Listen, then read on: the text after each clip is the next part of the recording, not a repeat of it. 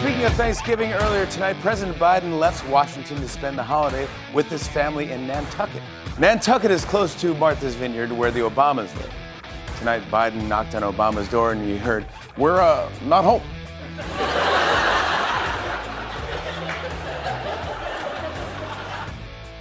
That wasn't even entirely unfunny. That was an attempt at a joke. It might have qualified as a joke.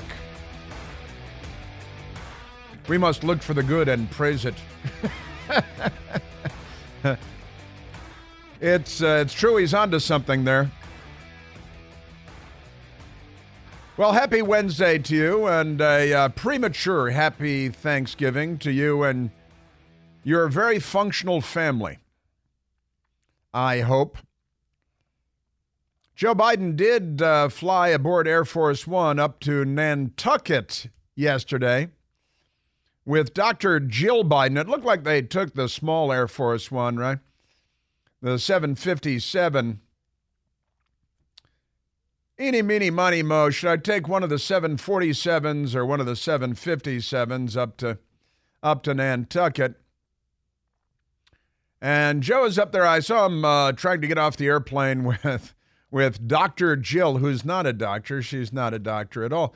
And arriving in Nantucket. What are they going to be doing in Nantucket? Well, let's see. Yesterday was Tuesday. They're going to be there until Sunday. It's another long vacation for Thanksgiving. How many days do you get? Now, you got enough, let's see, Tuesday, Wednesday, Thursday, Friday, Saturday, Sunday. I speak English. That's Apollonia, little Apollonia from The Godfather. Just appalling. Where is he staying, Michael? Does he have friends that he's staying with? Does he have any well-to-do friends on Nantucket? Well, in fact, he does, as a matter of fact. His billionaire friend, David Rubenstein. I wonder if David Rubenstein is pro-Hamas, like so many Democrats are these days.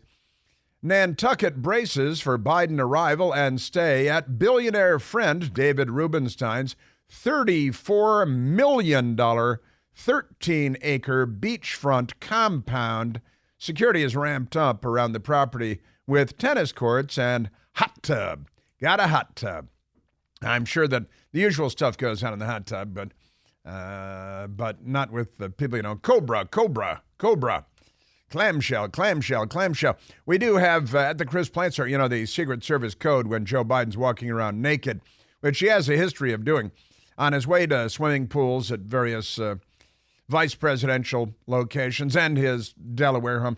When Joe Biden, and he walks around in the house naked, nobody wants to see that. And the Secret Service code is Cobra. That means that, the mongoose is on the loose, and he's the silly mongoose, isn't he? And the Chris Plante Store, we have Cobra, where we have Cobra coffee mugs and T-shirts, because it's the Secret Service code for Cobra. See, he knows that that's the code. But Joe Biden walking around naked or not in Nantucket, staying at his pal David Rubenstein's $34 million. I was reading this story today, and I got a little bit of a mean laugh out of it. I didn't want to be mean, but I was reading the story, and it turns out David Rubenstein bought this property, tore down the existing house, built himself a gigantic home, and now his ex-wife has it. And I got to say, that made me laugh just a little bit.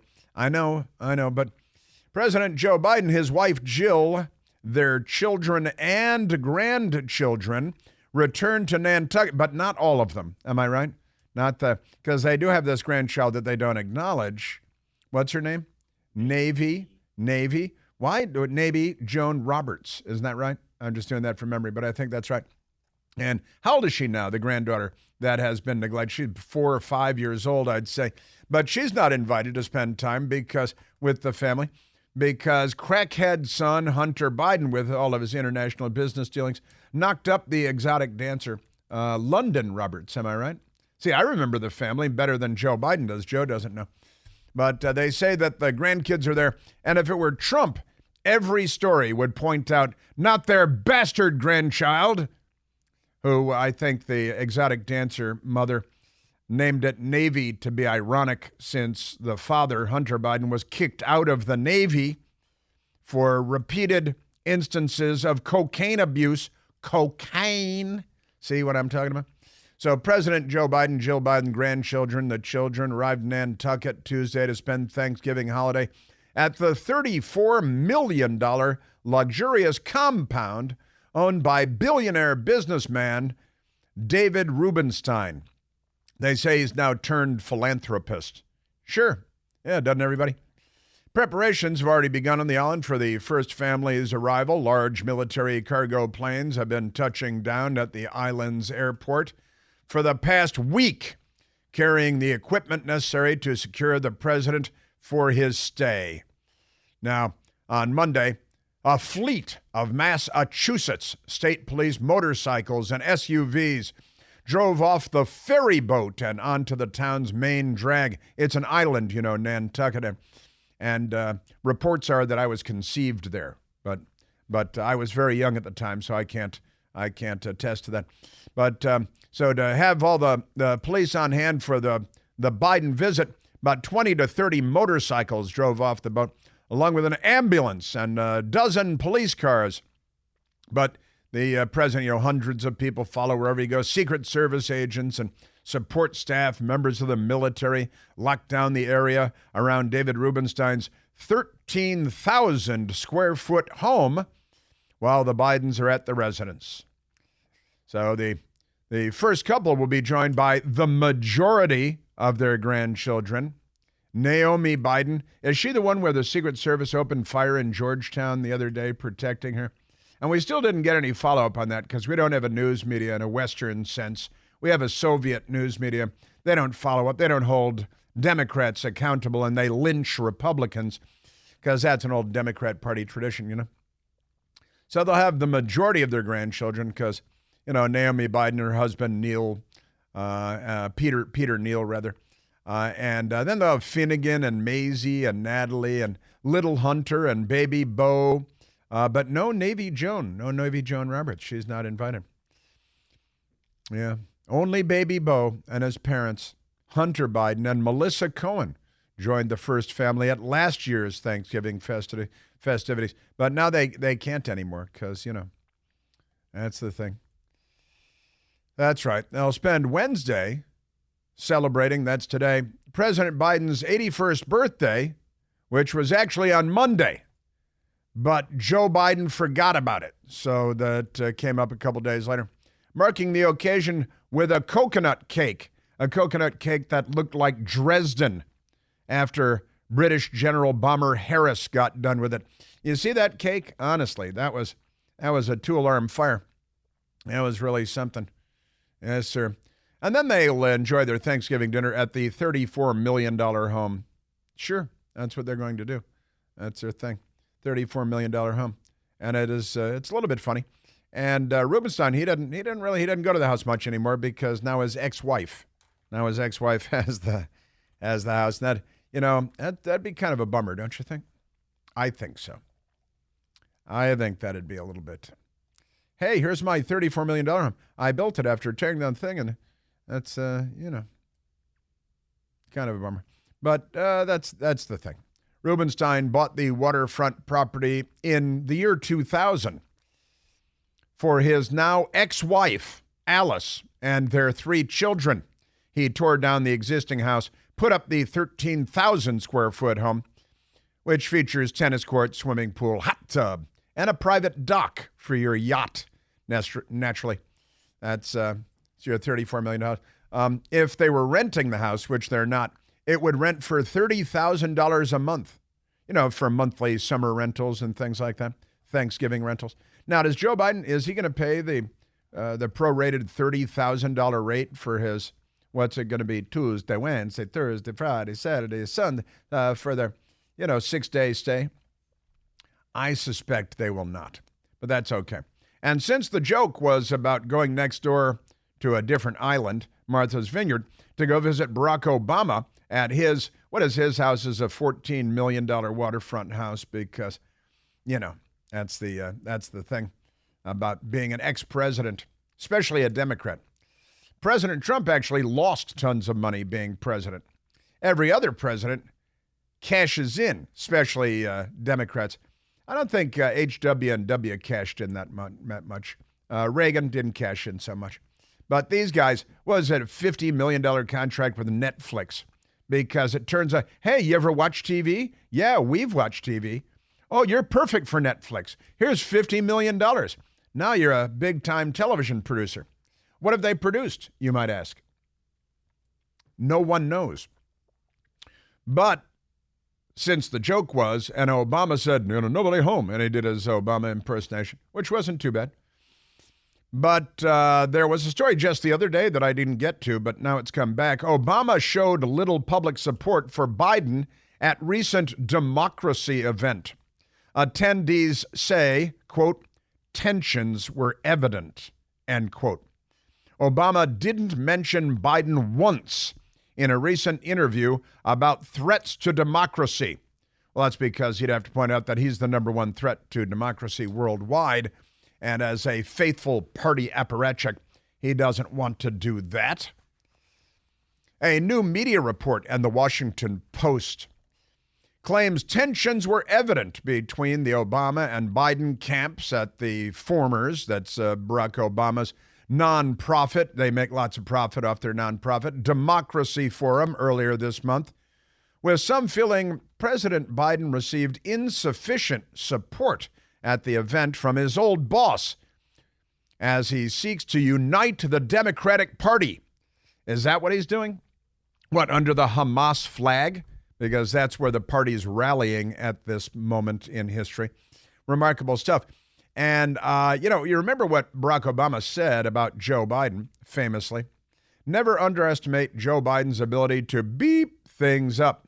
I can't use the word. It's a curse word, one of the 7 words, The takeaway of the weekend was not, hey, team, we're going to get the band back together to help Biden out, one attendee told the Washington Post, anonymously, of course, because everybody's anonymous with these lefties because they're afraid that they'll be killed or something, thrown in jail. If this is a supposedly existential threat and democracy is so challenged, then why aren't you being more overt about it? Well, because it's all fake. It's a big lie. It's about Democrat Party power. It's about the left and power. The former president, Barack Obama, and thousands of former staffers, he's got thousands of former staffers, gathered in Chicago earlier this month to mark the holy and sacred 15th anniversary of his election victory in 2008.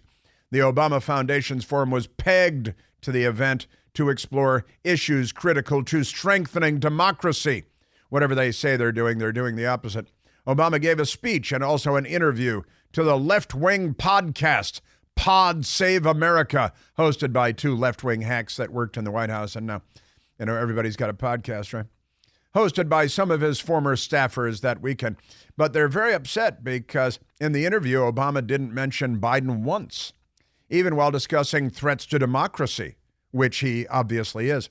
And as the Washington Post put it, he eschewed several opportunities to promote his former running mate's campaign, which is facing alarm over surveys showing him behind former President Trump. They're going completely crazy about that. And today is the 60th anniversary of the assassination of John F. Kennedy in Dallas, Texas. Obama's speech only mentioned Biden twice and not in the context of his election.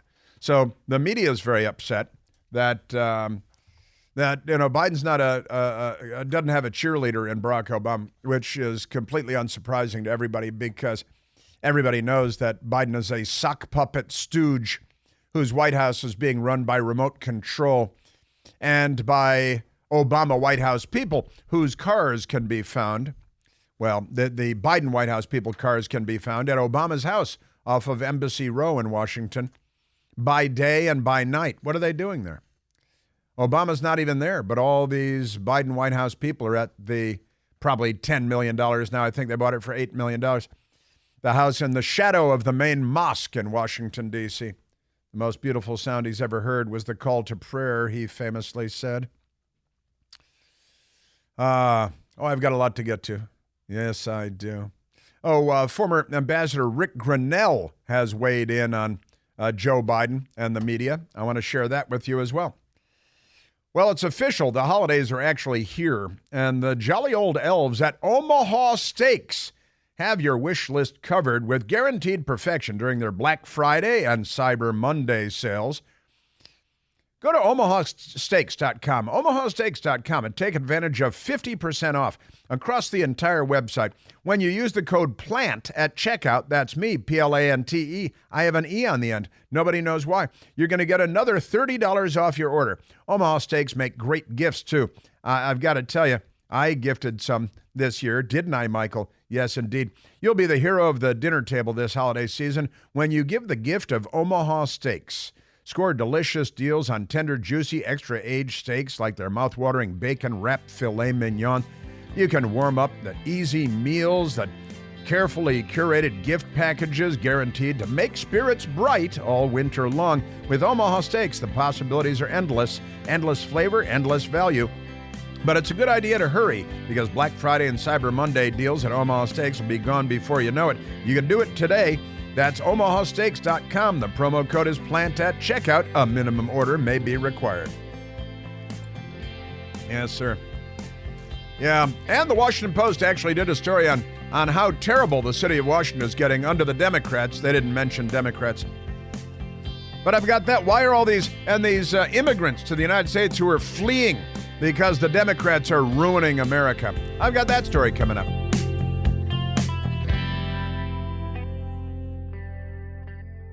Hey, it's Chris Plant, excited to tell you about our July 2024 Listener Sea Cruise. We'll be sailing around the British Isles, visiting Scotland and Ireland. Please join us. Visit ChrisPlantCruise.com. And I've got to say that, these people, crazy stories falling through the ceiling tiles here. Target, the big box store known as Target now. It was Target, then it was Target, the French pronunciation. Then they started, doing the LGBTQ sexualization of children thing, and then they became Target. And the latest story, today's story from the New York Post, Target, under fire for sexualizing Christmas with Pride Santa. They've made Santa gay. They've got gay Santa now. But what would Mrs. Santa Claus say about this? We know that she lives at the North Pole. Target under fire for sexualizing Christmas with Pride Santa. The New York Post. Target facing backlash, sexualizing Christmas, releasing an LGBTQ plus holiday decoration line, which includes Pride Santa and Pride Christmas Nutcracker figure. Well, that makes a certain amount more sense, though, doesn't it, than Santa? The Pride Nutcracker. I think that doesn't look a lot like Hillary Clinton.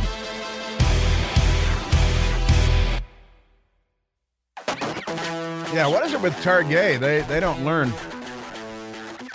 Pretty crazy, that whole thing. They just keep doing it and keep doing it. They want to shrink their base. They have a base too, right? Yeah, Target to turn it into gay. Can you just leave anything alone? And you put a lefty in charge of anything, and they go crazy. The Pride Christmas Nutcracker figure, the spitting image of Hillary Clinton. If it were, that would be hilarious. At least that'd be a great gift. In fact, we do have listeners sent us a Hillary Clinton Nutcracker. It was Victoria. Victoria Glickis brought that. No kidding, is that right? Victoria Glickis brought us a Hillary Clinton Nutcracker, and it is. Yeah, it's about that big, and the legs, and it's walnuts and all that stuff. It's the Hillary Clinton Nutcracker. They should have that, the Pride Christmas Nutcracker. It's better if it were Pride, because, Hillary, wink, wink. She's sad, but nobody believes her, right? Yeah, the Nutcracker figurine at Target is holding a progress flag, which merges the LGBTQ plus flag with other flags representing transgender people, black and brown people, while the Pride Santa features St. Nicholas holding the rainbow pride flag. See, that's good. And then they have ornaments, like love is love and ouch, that hurts. And what is the Sexualizing Christmas for children. That's what Target is doing. Because they're pushing this stuff. Because I guess they want to be boycotted. Is that the thing? Can you leave anything? Look, why don't you just be a store and sell stuff and not be a political front for the radical left that is, terrorizing and sexualizing children at very early ages? But never mind that. I just mentioned Rick Grenell. Rick Grenell was the United States ambassador to Germany under President Trump. He was also the director of national intelligence under President Trump. And Rick Grenell is a smart man, a thoughtful man, conservative, and he's a gay man. So the Democrats want to crucify him because he's supposed to be on Team Destroy the World, which is the Democrat Party, of course. Rick Grenell has an X account. It's X. And every time they're still saying, formerly known as Twitter, like nobody knows. Nobody's been paying attention. Amazing stuff. But Paul Sperry, with an X post, breaking news records reveal Joe Biden had his personal lawyers send a FedEx driver to the Penn Biden Center to pick up boxes of White House documents November 2nd, 2022. The day before, November 3rd, 2022, the National Archives arrived to take the documents. Wait a minute. See?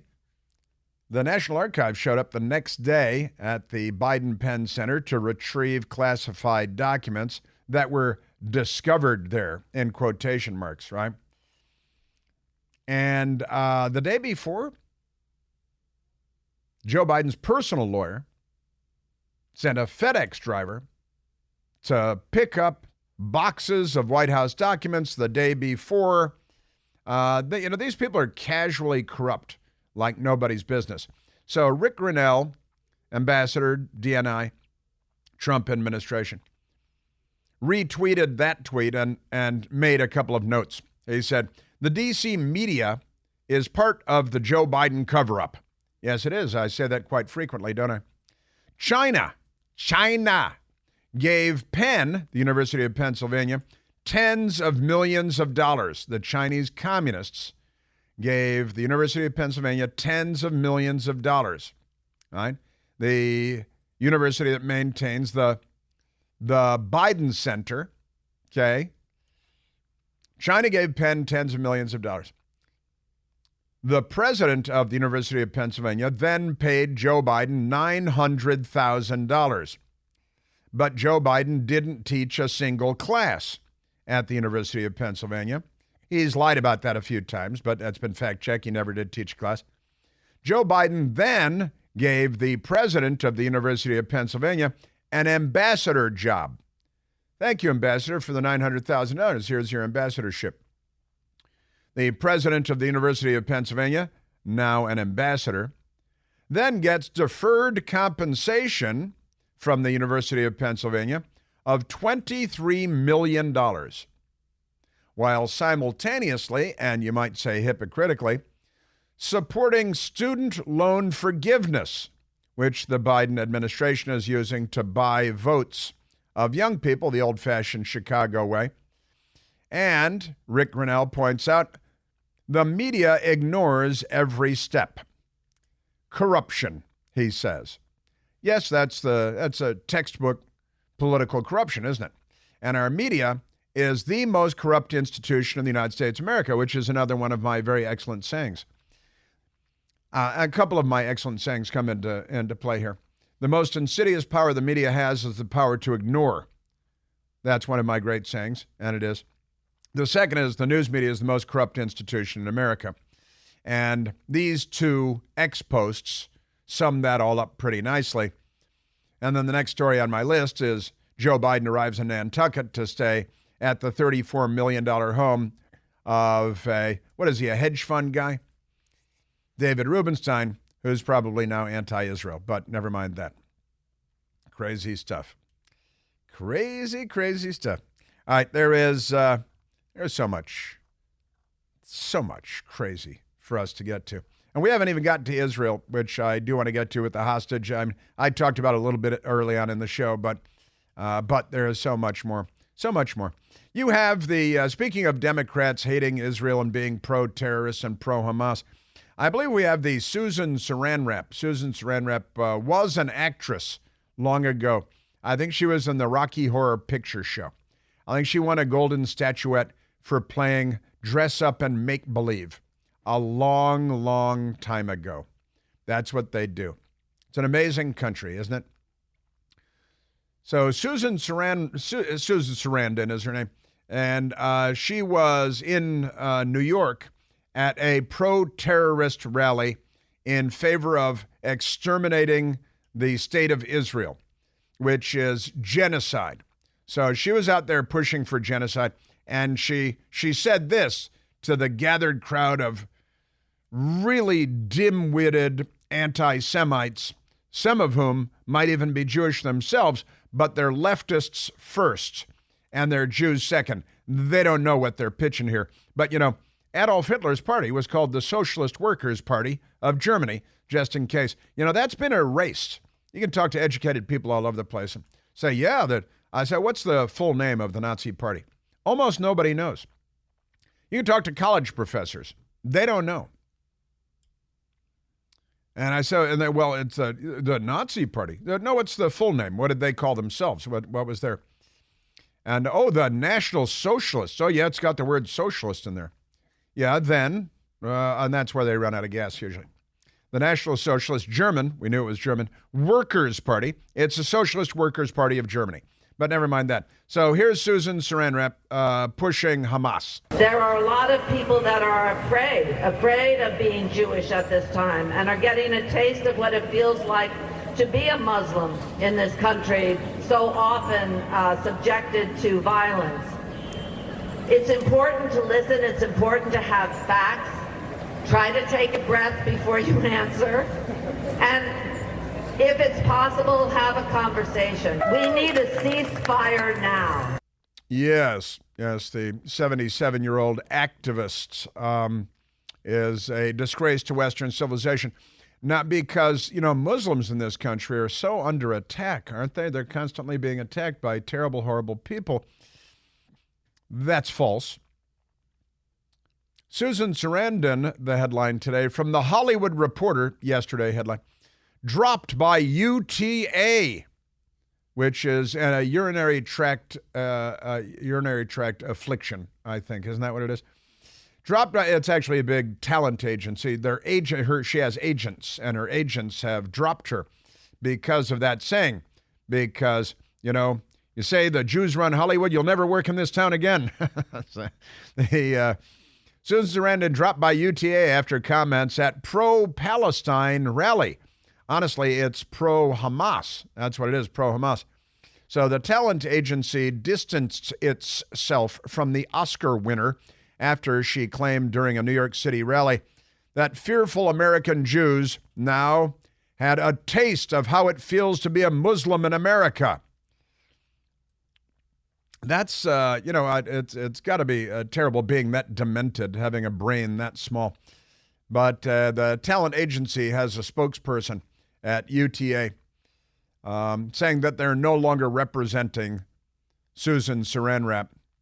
The parting of ways follows controversial remarks made at a pro-Palestinian rally, pro-Hamas rally, in New York City's Union Square on November 17th.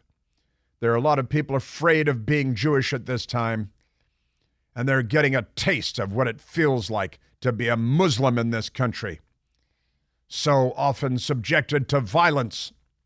Like the guy in Ohio who was run over by the car, he said, by somebody screaming, F you, Palestinians, you darn Palestinians, because the guy driving by could tell that he was Palestinian walking down the sidewalk. It's pretty good radar on that. And then it turned out it was a big fake. It was another fake hate crime. Democrats fake a lot of hate crimes. Like Jussie Smollett in Chicago with This MAGA Country. Remember that? This MAGA Country? Sure. Downtown Chicago, 3 o'clock in the morning, 40 degrees below zero, wind howling off the lake. And that's MAGA Country. The most implausible thing of that was someone would recognize him.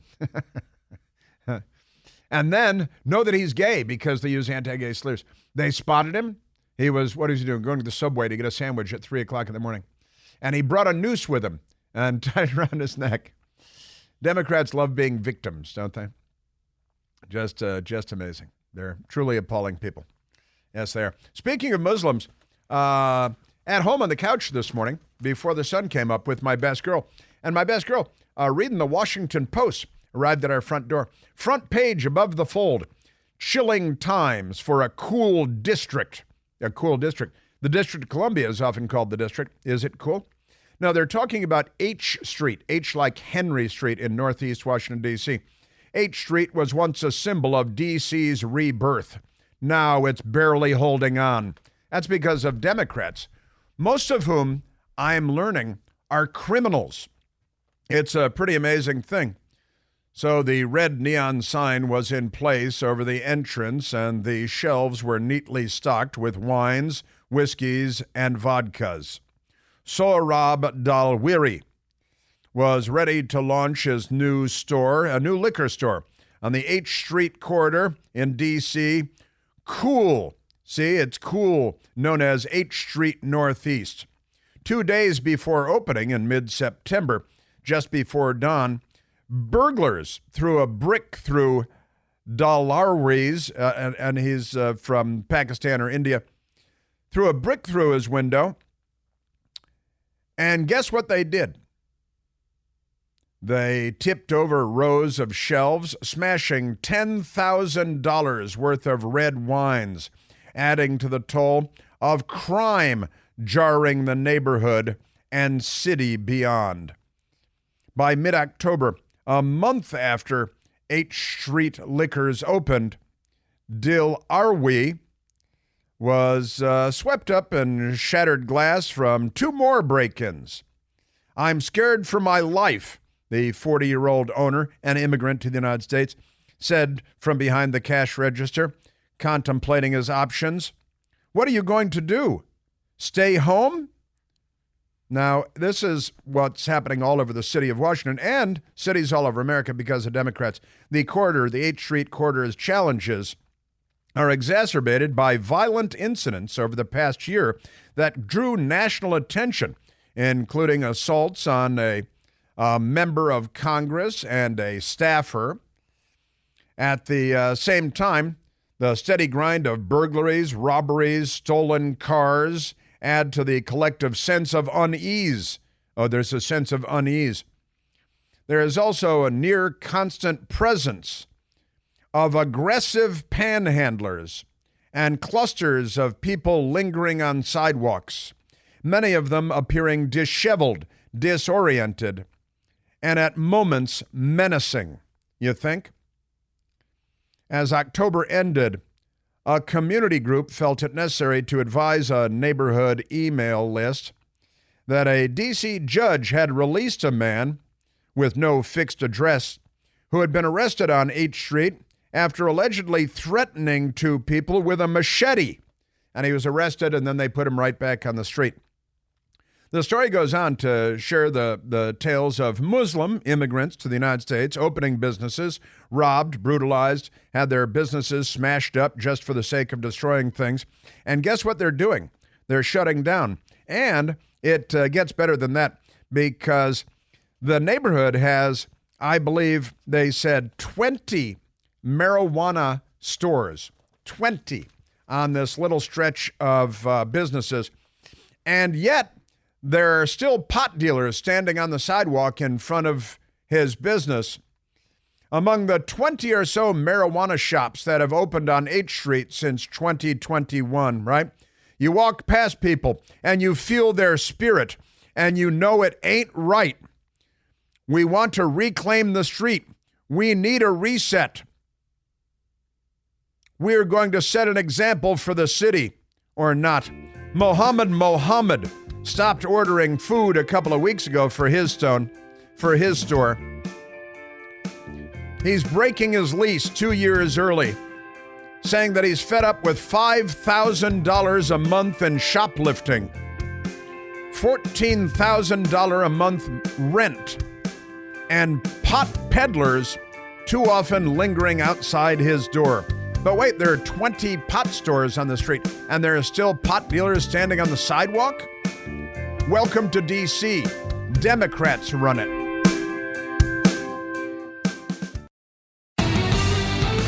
Yeah, this Washington Post story is really quite remarkable. It reminded Michael Piercy and I were talking about it this morning. Reminded us of a story out of San Francisco where a refugee family from Yemen, which is one of the armpits of the planet Earth, a family, refugees, Yemen. You know, that's where they have the Houthi rebels and madness, Iran proxies and killers, murderers. It's a loony bin. It has been since dirt was new.